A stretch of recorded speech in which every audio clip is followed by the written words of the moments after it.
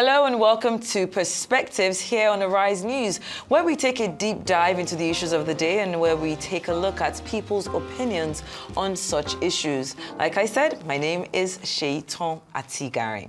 Now, let's get into it.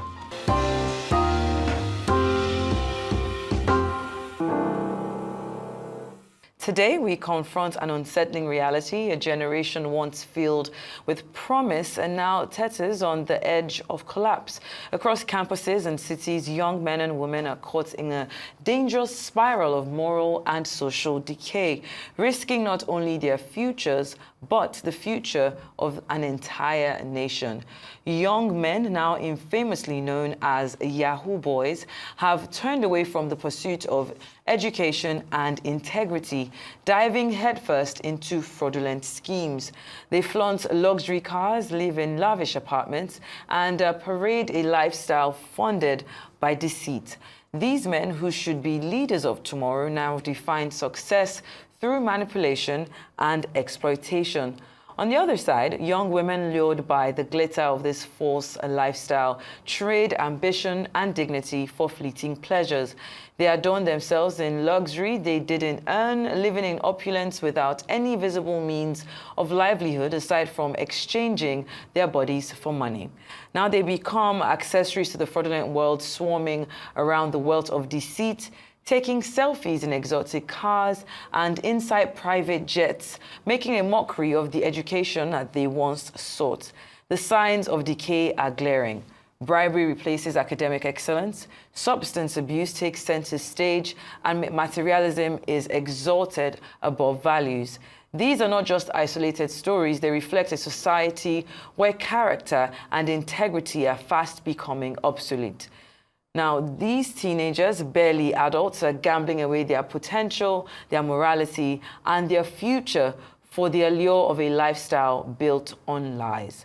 If we remain silent, we risk losing not just this generation, but the very foundation of our society.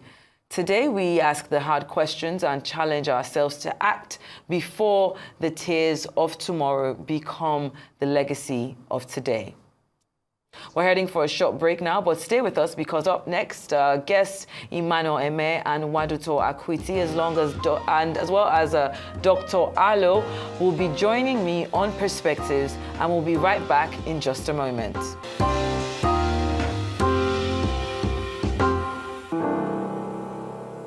It's time to get to know our guest a little bit more, starting from integrative life coach, teacher, and international training instructor, Emmanuel Emeh. Mr. Emeh is also a founder and lead instructor at the SWAT Leadership Academy, where college students and graduates are trained in strategic learning, work ethic, attitude, and technology. Also joining us in the studio would be Nwadiuto Akwitti, who is an integrative family therapist and life coach, specializing in guiding individuals, families, and adolescents through emotional healing and personal growth. Using advanced techniques, she helps clients address underlying patterns, achieve breakthroughs, and build resilience, fostering harmony, self-awareness, and confidence in life's transitions. And completing that impressive lineup of our guest list, I met her earlier, Dr. Alo, a development economist and educational consultant specializing in British boarding schools. Our guest founded the Brains and Butter Educational Consultants, supporting high net worth African families seeking UK education for their children. I'm so delighted to have you all on this episode of Perspectives. Of course, I am filling in for Ruth Osime, who is a studio colleague that I look up to, and she was very passionate about this particular topic. And I'm going to start with, and thank you so much for joining us, of course, out of studio as well. Let's get straight into it. I think when we look at this, subject matter, so to speak, with the current the Nigerian climate, 2023 wasn't a great year. We think about the devaluation of the Naira, you think about the increase of fuel, you think about food pricing going up. Not to say that that is something that had, that was new to us, but it just seems as if things went kaboof in 2023. Now, that in itself is leading to a decline in academia, because now we're seeing parents not being able to pay their school fees, and then people that were even interested before just thinking there's no point doing it. What do you believe should be the best way to reduce that decline in academia in today's world? Dr. Alo, let's start with you. Okay, so let's look at the definition of values, right? The Cambridge Dictionary defines values as a set of shared beliefs about what is right, what is wrong, what is important, and how that controls our behavior. Now, we have a situation where in the past 20 years, there's been a lot of economic hardship affecting how parents bring up their children, affecting parenting. And we've also had social media overlay all of that and completely changed the world, changed our values, changed the way society functions. So you have twin dual factors really making things difficult and reshaping the values landscape that we have. So parents themselves, in many ways, haven't had the time to pass on the right values to children. And these children are being raised up in a society where they don't understand what is the meaning of life, what is my purpose, what will this education buy me? And so you have social media glamorizing very, glamoured lifestyles, a false image of wealth, not necessarily showing the process behind that. So they're like, if I can get a quick fix to achieving this, what's the whole point of going through the educational system? Okay, I think that, we think about the submissions that you've made, to just throw it to the studio and bring Dr. Nwadiuto in. Now, if we think about what she said and in the impact of your experience, how can universities create an environment that encourage integrity and academic excellence? Because we realize that, okay, this is happening, this is what is luring them out. But in the space that they should be in, what are those factors that should keep them there, so to speak? Thank you very much, and thank you and Happy New Year to everybody. So I love the submission that Dr. Alo made, and it's really profound that the economy and then society is the one deciding how parents should parent. We are forced to decide or to pick how we should parent based on the economy and what society, social media, and all of that is doing. But now bringing in the university to say, okay, do the work, put the children right in there. And I'm wondering, how would universities really make or dangle the interest of studying and becoming someone better in the future when they can clearly see that I don't need this. I mean, I can do this and make the money, or I can go through this other means to make the money. So I will say that it is actually the whole lot together doing the work. So university, yes, is interesting to go through it, or, well, I will not use the word interesting because it's those that love school that will say, yes, it's interesting. I mean, the combination of the experiences when you think about education and even mixing with different people and just that experience of it all. I mean, I remember being in the university and enjoying my time there. Wasn't the worst experience. Did you love it? You enjoyed your time. What exactly did you enjoy? It was definitely interesting. I would say that. It was interesting, just being an adult on my own for the first time. But please go ahead. Beautiful. Yeah. So now that's the thing. So to me, I'm thinking that if there are several studies, and this is for Nigerian universities, there are certain courses that you're wondering, okay, I want to become what should I use now? A musician, an entertainer. Are there schools that I could go to simply do that? Or do I need to go through the route of becoming a lawyer or studying to become a lawyer? Then I should just diversify into that later. Do we have institutions that will go down deep into the things that I will want to be and not spend 5 years, 9 years in the university because I need a degree? So, but then it starts from the grassroots. Like Dr. Alo rightly said, values need to be taught. It needs to be shared.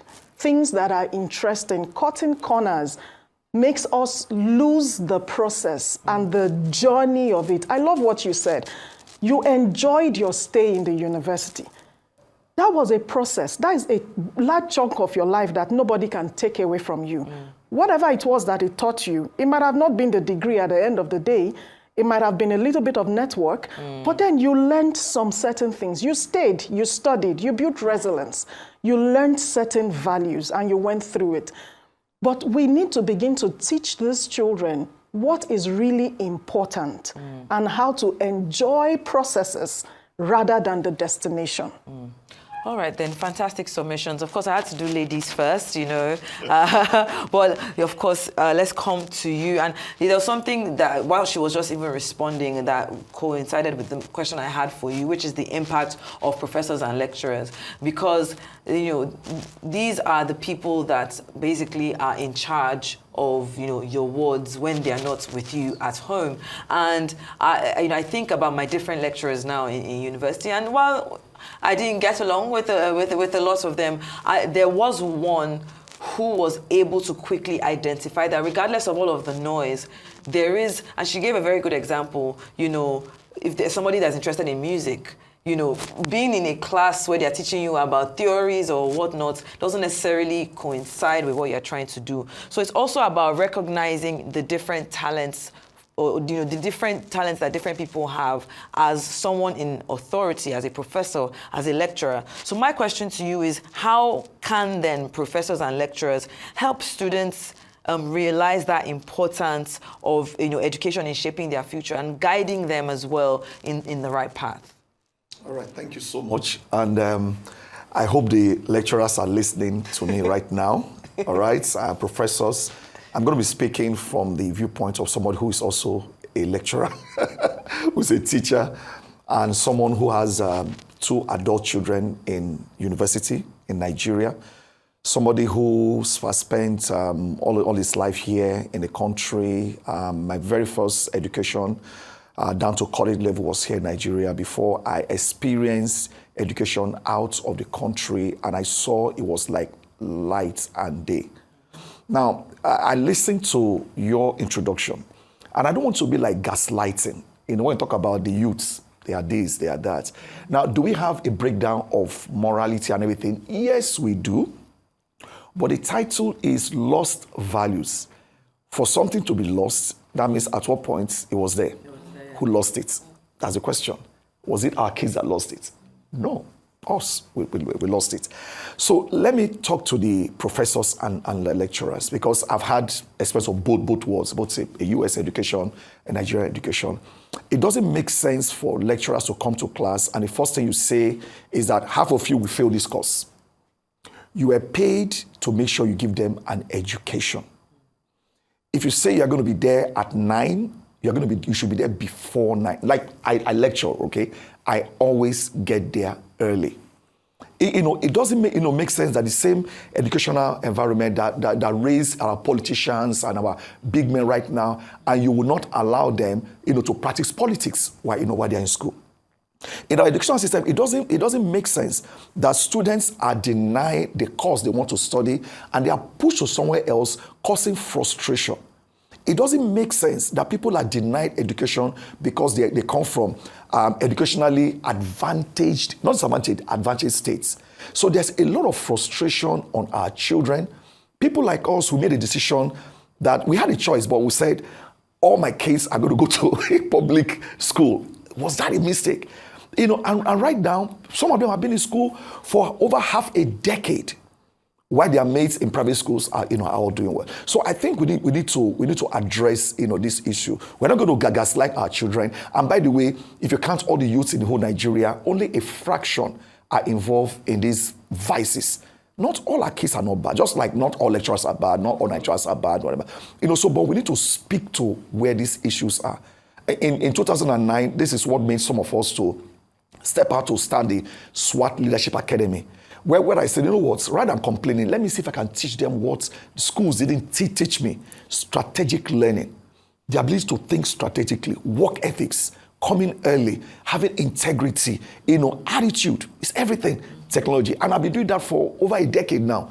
Teaching universities from here in Lagos, before you know it, all over Nigeria, West Africa. People are coming from all over the world to Lagos or Ghana or Benin Republic so that we can train them, even East Africa. So I think our schools can do better.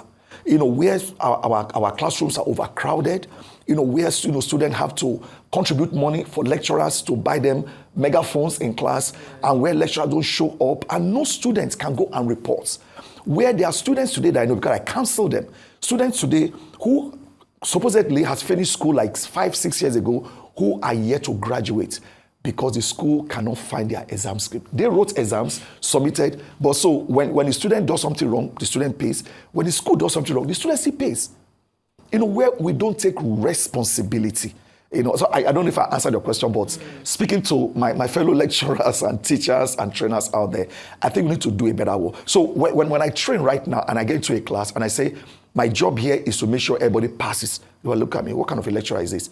Because that is how to train. First is the psyche of training. I remember questioning one of my professors in the US. I was already an A student, for crying out loud. So he was counseling and I wrote the paper. I was an A student, but I didn't get the maximum point. Then I sent him an email. Sir, it was brief counseling. Is there anything I could have done better? And the guy said my criticism of the book was so intense. I said, I'm sorry, but here are my reasons. Few days later, he mailed me, said, Emmanuel, I read your paper and I think you are right. And that was the first course I will get a perfect score from beginning of semester to the end of semester. How many Nigerian lecturers would do that? I think that's a good place to pause right now. We're going to go on a quick break. When we come back, we'll take this conversation further. You're still watching Perspectives here on Arise News.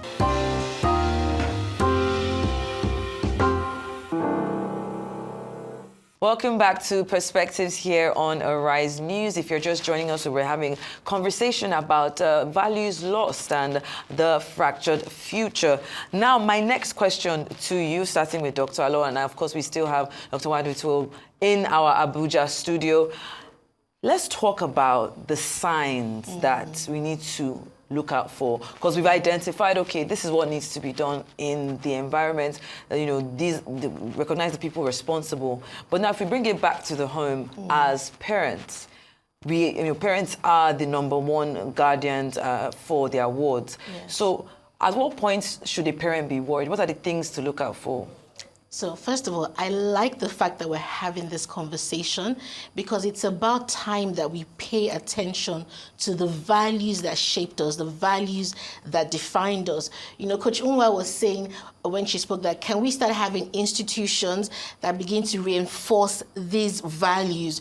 It's been said that schools are slow to catch up with the change in season, the change in time. So AI is reshaping things. How quickly are schools catching up? We're talking about values. How quickly can schools begin to imbibe a culture in which these values are passed on beyond the academics that are passed on? So you asked about what signs should parents look out for? Because the home is where it first starts.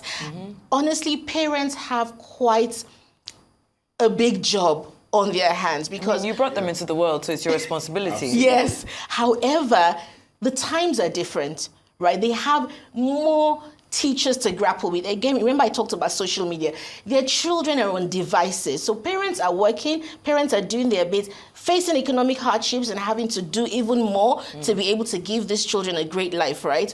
They have a tough job on their hands, but they can do it. The earlier parents start, the better, because if you leave it a bit too late, it becomes harder, right? It's easier to, fix a broken child, as they say, than to repair a broken adult. But parents themselves need to understand what are these values. And I'm quite big on African values. I'm not saying that we have it all covered, but we have some core values that really have defined us. Respect for elders, a big one. An expression of honor, expression of gratitude, high regard for hard work, a regard for achievement, what's the word now? Discreet. This is a tough one. Being discreet in sexuality matters is another one completely.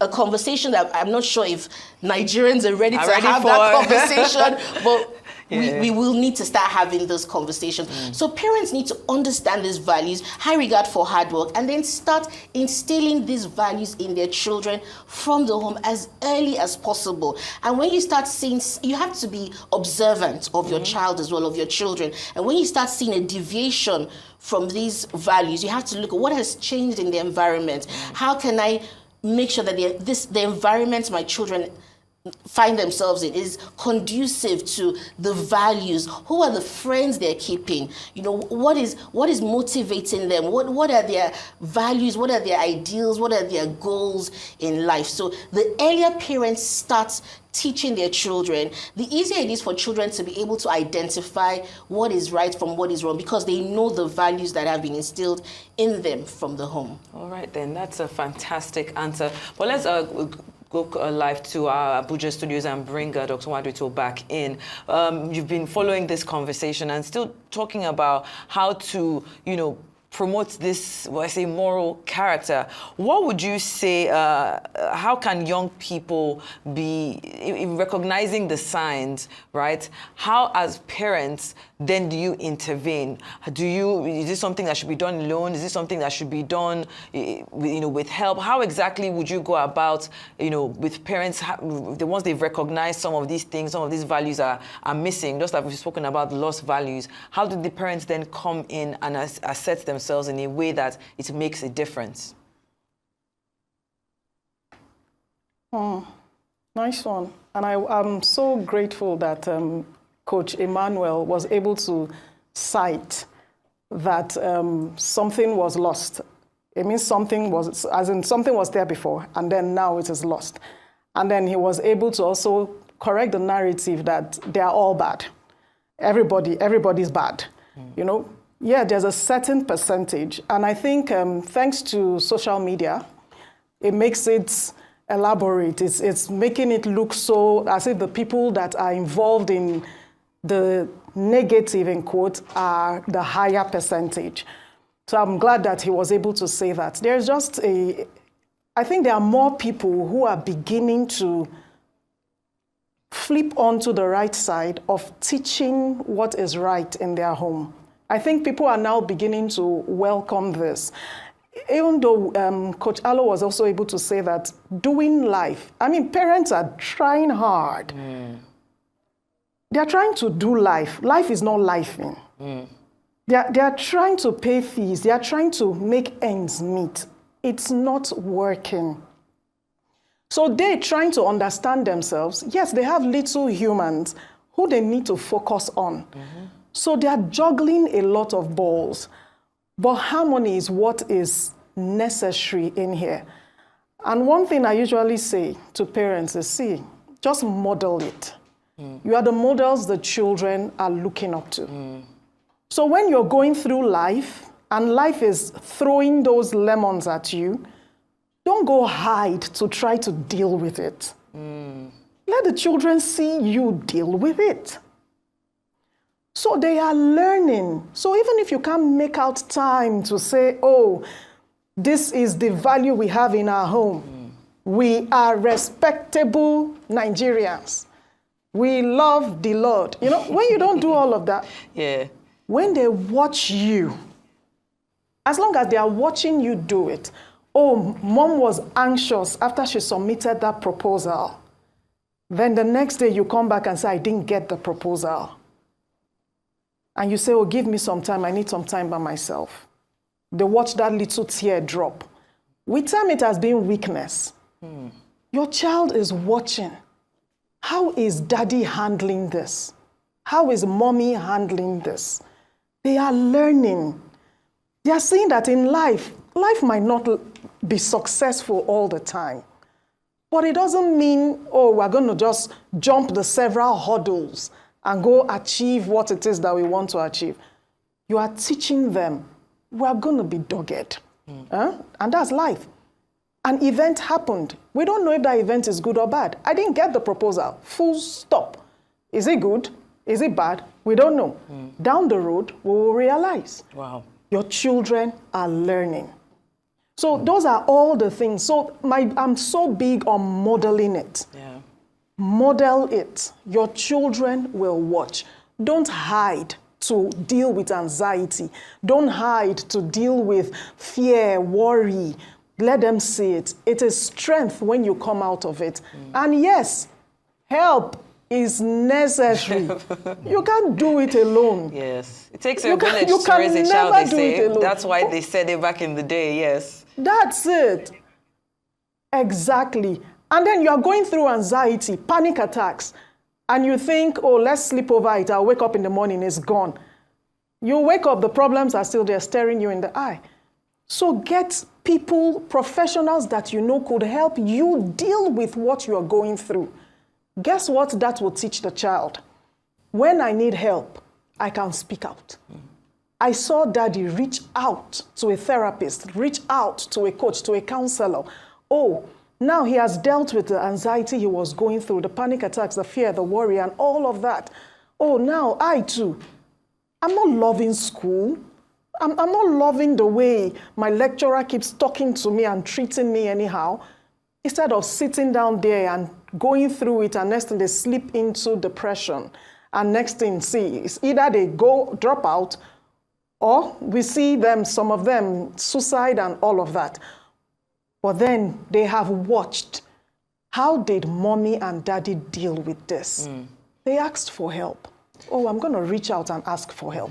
So they learned at that point in time. So please get help. Yes, that's a fantastic submission. And it just, it summarizes the do as I do, not do as I say. And that just, it blows my mind actually thinking about it. And thank you. You're giving us free therapy this morning on Arise News. Only the best. Now I want to come, to you. Even while we were off air, we were already having some banter and conversation about, I'll say this group of, or this percentage of the youth, because it's not all our youth that have fallen into this space. Now, my question to you is, how can you motivate young people to prioritize education and personal development over the allure of quick wealth? And I say that to you because you've worked personally with what we've termed the Yahoo boys, or some of this women who have had to kind of get into certain situations just because they wanted to make their daily 2K, so to speak. So can you talk to me about that for a bit? All right. First thing I want to say is that if you are in that category today, you are struggling, you can reach out. That's one. Number two, not all our children are bad, just like not all Nigerians are bad. Now, if you are in that situation, you need to look at the root cause. A lot of times we look at just the effects that it's having. What is the root cause of it? People don't have communities anymore. Of course, we talked about the social values that are not given to them. We used to study moral instructions when we were in primary school. It was a major thing. And in those things, every story has a moral implication, whether it's the tortoise or the hare, and even songs. I'd like to sing one of them in Yoruba language. They will say, Kini mo fo le se láyé tí mo wá. So they were putting those things, those were affirmations, and they were putting it in our minds. So we're like, why should I go and steal? Kakakinjali, rather than stealing, I'll be a slave. Those were the things we were taught. And in those days, there was this shaming. Where if you steal, like that family, they stole at the marketplace every single thing. So if you are struggling with that, you have a choice.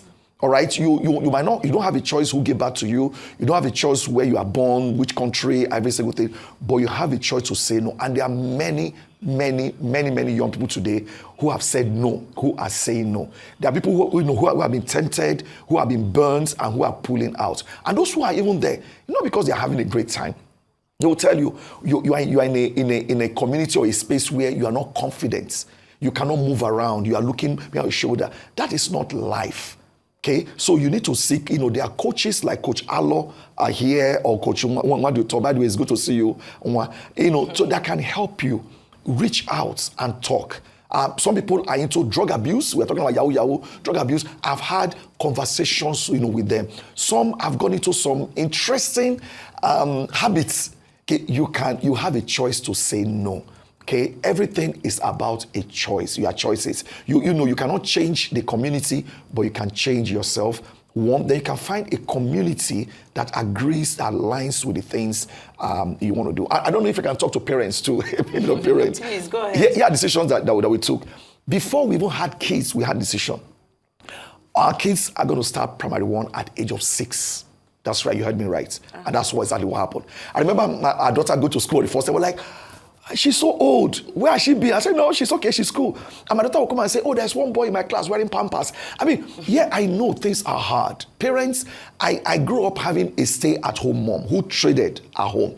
And our dad would go out. By 4, he's back home. We'll watch television, the children built 4 to 6, whatever. We had that village. Right now, the village is gone.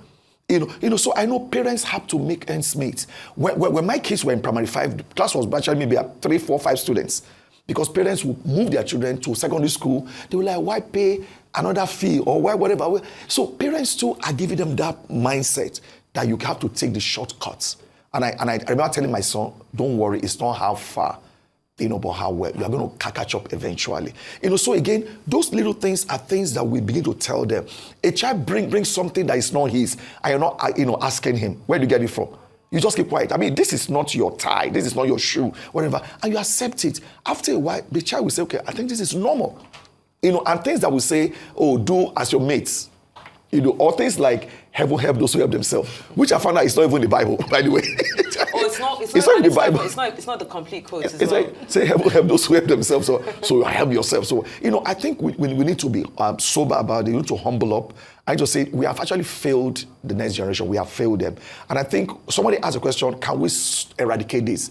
You can't eradicate everything and anything. What can say, can we start one family at a time? We can start one child at a time. We can start one person at a time. And that is why people like us are saying, we set up a foundation and where people are trained free of charge. If it's just one child that I can rescue, then it's worth it. If it's just one child. Definitely. So that's what I want to say about that. All right then, this is very, very enlightening, and I want to bring it back to you, just because in the way that this conversation has gone, it is now a situation where we are realizing that it's very easy to throw the baby out with the bathwater and judge. But I want to bring it back to you, Dr. Alo. When we talk about, we've recognized the red flags, how can, or what strategies can be put in place to build resilience and a sense of purpose in youth who feel disconnected from their future? Because really that's what it is. When you can't see any other way out, like he's mentioned, shortcuts. There's also this thing, and I would love for if you could individually address it in your answers. There's this thing also in the Nigerian society where money is worshipped. Mm-hmm. So regardless of your character, regardless of where you come from, regardless of what you've done in the past, as long as you have money, everything is okay. And that is more like takes preeminence more than anything. So what strategies can be put in place to kind of help guide our youth to reconnect with the future? We are the leaders of tomorrow. Tomorrow is already here.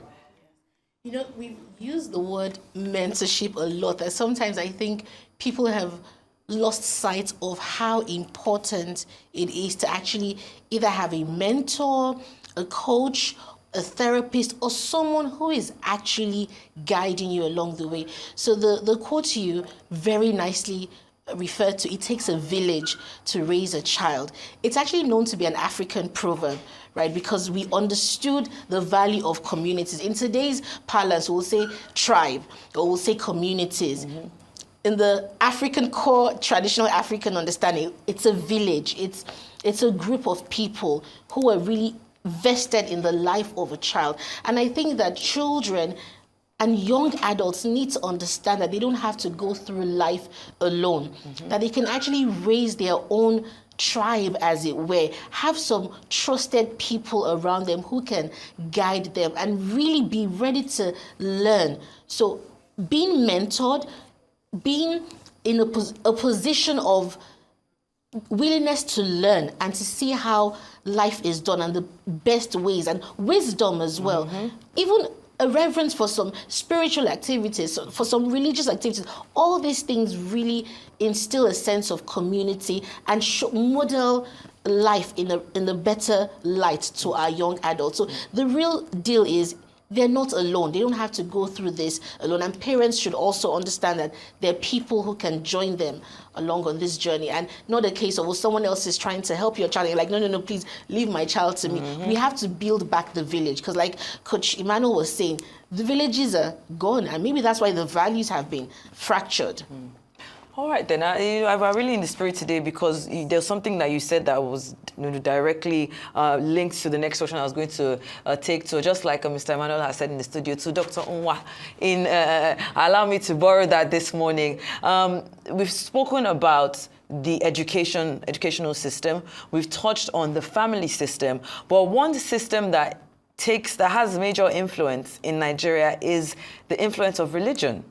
Right, in the space of spirituality, whether it's in the churches, in traditional bases, or even in the mosques, for example. So, how can faith and spirituality help? Is there anything in there to help restore, those values of integrity, those values of hard work among the youth? What role exactly do religious institutions play when we talk about lost values and fractured future?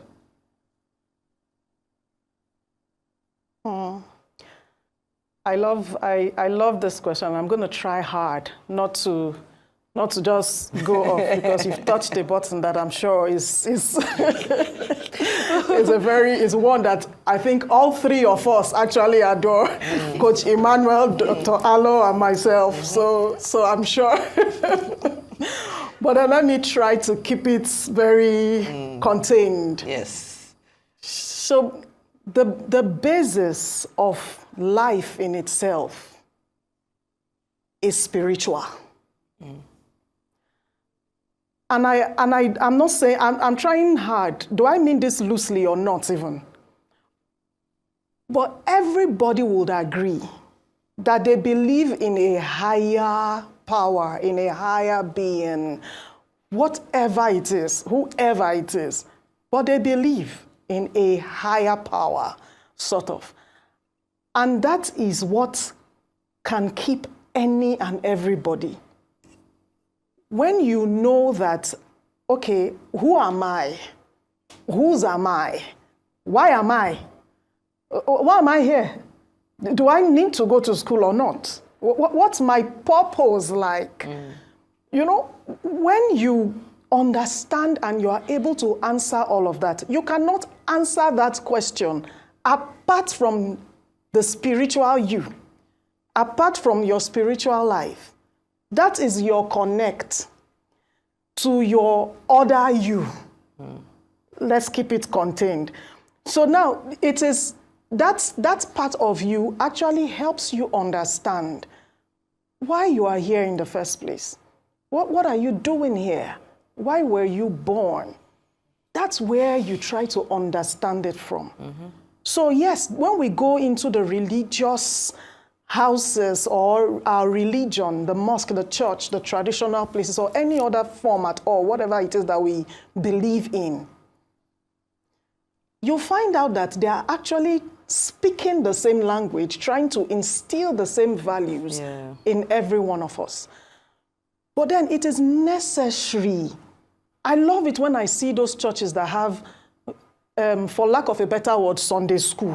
The church that have small church per age, so that they are not just sitting with the adults and then somebody is talking about the economy. What is the business of a 5-year-old with the economy? But when you have it in those little classes and then you are giving them their age-size, bite-size lessons at that particular stage of their life, you are drilling it down the more. Repetition is something that helps rewire the subconscious mind. So you hear the same information from home, you hear the same information from school, you hear it from the community or the tribe, like Dr. Alo and Coach Emeh mentioned. Then you go to church, you hear it also. You go to the mosque, you hear it again. There is no how seeds will not be sown that will germinate later. So instead of us coming to church or to religious houses, and what we're doing is planting fear, and planting negativity. Oh, there was something Coach Emmanuel said that was very profound. And I want to pull from there. And it is necessary that as many of us that call ourselves teachers or are guidance to little humans, we want to be careful the narrative we're passing across to them. When a lecturer walks in and says, not half of you will pass my course, I'm wondering, sir, why am I here? Let me be going. Am I part of the half or I'm not part of the half? Is there hope for my life and my future? But then we also go to these religious houses and we are hearing the same negativity. If you steal, you will go to hell. If you do this, you will go... Please. Is that is not the gospel, according to my religion, that we are meant to be passing across. So if we throw in a lot of positivity, let them know what they are capable of. Let them know what they and who they are, why they are, and the possibilities that they have inherent in them. They will be looking forward to do more. Definitely. They know that I can become this, I can become that. So yes, our religious houses have a great role to play in making us understand more how God has created us and who we are for us to make it manifest here on this side of life. All right, then. Well, thank you so much for that. We're going to go on a quick break, come back, conclude on the conversation. Thank you so much. We'll be right back.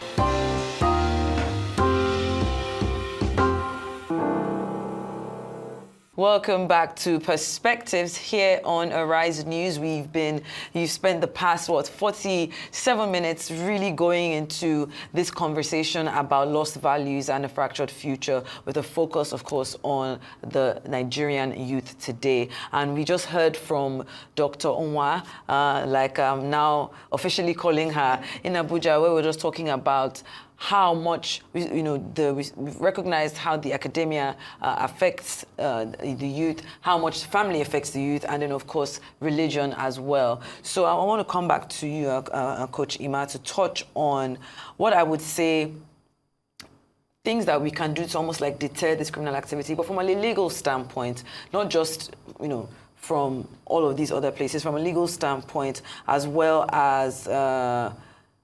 what was the second one? Just 1 second. And law enforcement. So, because then again, we know that relationship that the youth have with law enforcement. And that's usually where things go haywire. So is there something that these people who are in charge of, charging them or doing all of these things can actually help reduce this criminal behavior? All right. Okay. This is what I want to say. I've spoken today as a coach. I've spoken as a parent. I've spoken as a teacher. I'm also going to speak as an ordained minister, believe it or not. I'm going to tell religious groups out there, please stop pumping negative things. Stop telling people that if they don't have X, Y, Z amount of money, then they are not serving God. Stop telling them that their God is also to make them rich. If Jesus' coming was to make the world rich, then he failed. Okay, so prosperity gospel is no gospel at all. And I'm happy people are beginning to realize that. So people go there. I have a friend of mine who went to a church and they told them to put him on. And this guy borrowed money to go. He only had this money to go back. This guy, we finished school together. And he said, was so ashamed. They said, if you cannot give 1,000 naira, your God is not good. And he didn't have. And the young lady now squeezed one and gave it to him, and he never went back to that church anymore. Stop making people feel that poverty is a curse. It is not a curse. Now, let's go to law enforcement. I think we need to do better in our profiling. It's not every young person that makes money to Yahoo. You need to know that.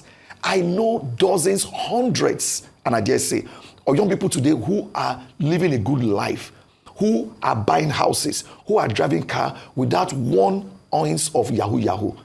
Maybe the police people, they need to know how people make money these days. Not the traditional way anymore. People earn in dollars because of trading, because of even selling their voices, voice over, social media. I mean, I grew up watching Baba Salah, Baba Mero. I mean, those guys suffered trying to entertain us without making money. Today, somebody just shoots, a video and he's making $30,000 a month. So you see them and you think, small boy like you gets the kind of money, and you begin to profile them. That is driving the young people away.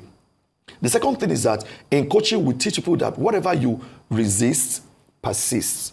Okay? Anything you want to push back, it persists. So rather than tell your children, don't do this, don't do that, tell them what they should do. All right? So we need to begin to now do something. In America, in the community America that was crime prone and everything, the chief of police there went to companies and banks and said, I need money to build a basketball court. And within 1 year, it dropped the crime by 70%. By getting so let us have like road park, let's bring up more of the parks. On holidays, teachers should stop doing extra-moral classes, holiday classes. Let the children go and play and have fun. So be kind, treat people well. People, I see them every day. I know particular junctions in Lagos where the police people are there from morning till night looking out for young people. If in an Uber, they drag them out, they insult them and whatever. That should stop. That should stop. It is not a crime to weave your hair. It is not a crime to be successful at 21. It is not a crime. And I think maybe some police people need to maybe go learn how to trade and how to make money, how to shoot video, how to write content, how to use AI. You'll probably be able to make more money than the police force is teaching you. And I think the most important thing about laws is that as you make laws, the people who are custodian of the law must also be seen as respecting the law. Like we say, a poor man will steal a cube, Maggie cube, and they will shave on TV. People are stealing billions, and yet we don't do anything about it. So what message are we giving to young people? They'll say, okay, me, I only stole 5,000 naira, and what about people? So we don't want to give them. We need to start seeing high-profile convictions in our society. I tell you, it's going to scare a lot of people. That would deter them for it's going to sure. deter. Definitely. Yeah. Thank you so much for that. So as we start to wrap up, I just wanted you to kind of, almost in summary, kind of looking at everything that we've spoken about today, what a word of encouragement, I guess, to the parents, to the children, people trying to navigate Nigeria and its current climate, very briefly. Okay, so tell stories. This one is for parents.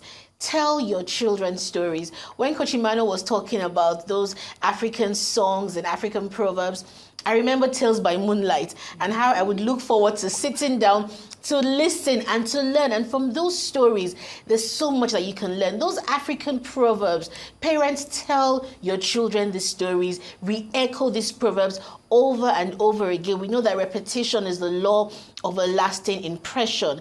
Then be patient. Please be patient with the children. These things don't happen overnight. I work with children from very high net worth families. They'll come to the United Kingdom and the schools will be saying to me, oh, he's getting to the bus late, or he's not making his bed, he's not doing this, that, and the other. And I'm like, please be patient with them. They're having to deal with a change of circumstances. They've had someone help them all along. So parents, start teaching your children these things from a young age and be patient with them. Now, for our young adults, you don't have to do this alone. Look for trusted mentors, trusted people around you that can advise you, that can mentor you, that can coach you. But a final thing I would really like to stress is be careful with your use of social media. Do not consume everything that you see on social media. It's like having a buffet or garbage. You have to look for the gems. So please be very selective with how you consume social media. All right, then. Thank you so much. Very brilliant submissions from Dr. Nwadiuto there in Abuja, Dr. Alo here with us in Lagos, and of course, Coach Emeh. I really appreciate you. Now, as we reflect on the state of our youth today, one thing is clear. The path we allow them walk now will determine the future we all share. But this is not just their fight, it's ours as a society. We must come together as parents, educators, leaders, and role models to restore the values of of integrity, hard work, and ambition. The time to act is now, not tomorrow. The tears of today must spark the resolve to build a better future for our children and our nation. Let's choose hope, let's choose action and change before it's too late. Well, that's all the time we have for today. You have been watching Perspectives here on Arise News with me, Sheiton Atigare. The show will return same time next week. Do have a glorious week ahead.